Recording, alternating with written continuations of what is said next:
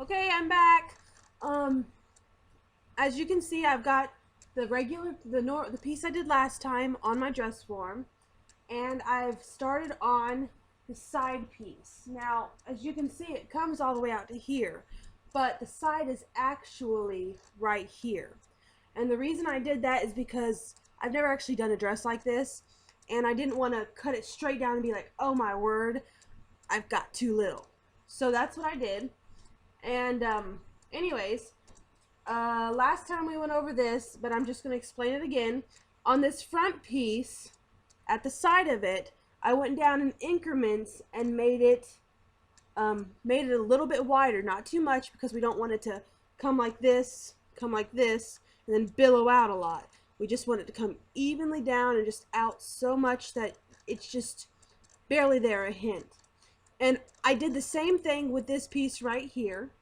If you can see it, this is the end of the first piece we did, right here.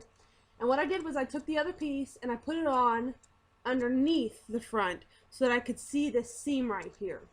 Now I followed this seam at the top, and what I did is I just followed and used my pen, and I followed it down to right about here, between here and here. And that's when I started adding the fullness to the bottom of it.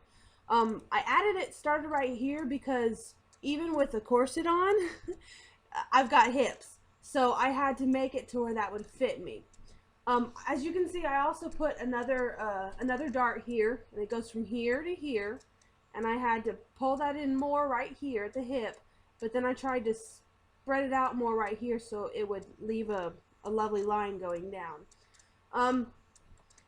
Oh, Lord have mercy. This,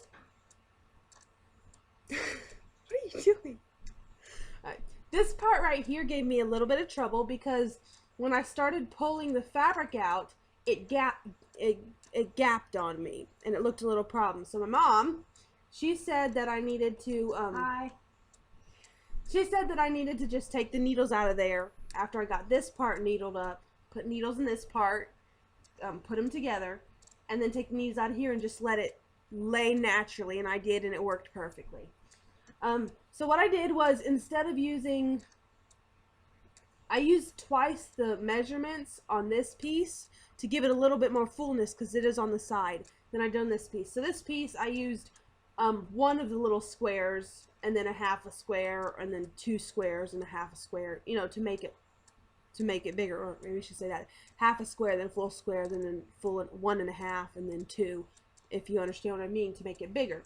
On this one, I started out with 2 squares, and then or 1 square, 1.5, and then 2, but I did it in a shorter span so it makes it longer. And I'm going to show you this.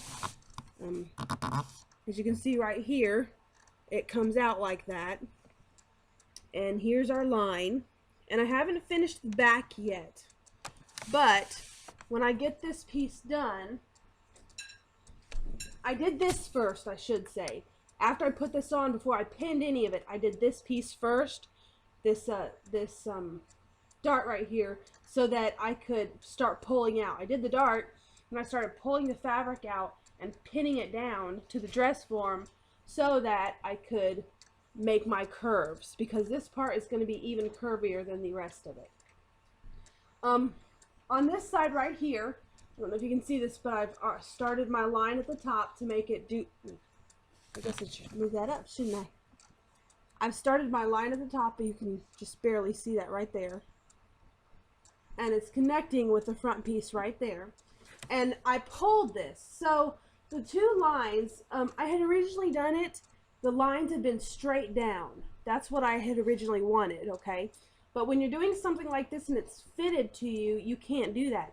So what I did, and what I'm going to do to make this side seam and figure it out, is I'm going to start right up here in the middle where the side seam should be, and then I'm going right down here where it's right before I'm going to start making the flare, and I'm figuring out exactly where the middle of each of those pieces is, because I pulled it and it kind of made the fabric curve. Okay, so I'm going to take a straight line from here to here or actually where it's going to end, and just cut that as a straight line, because this right here, it needs to be straight.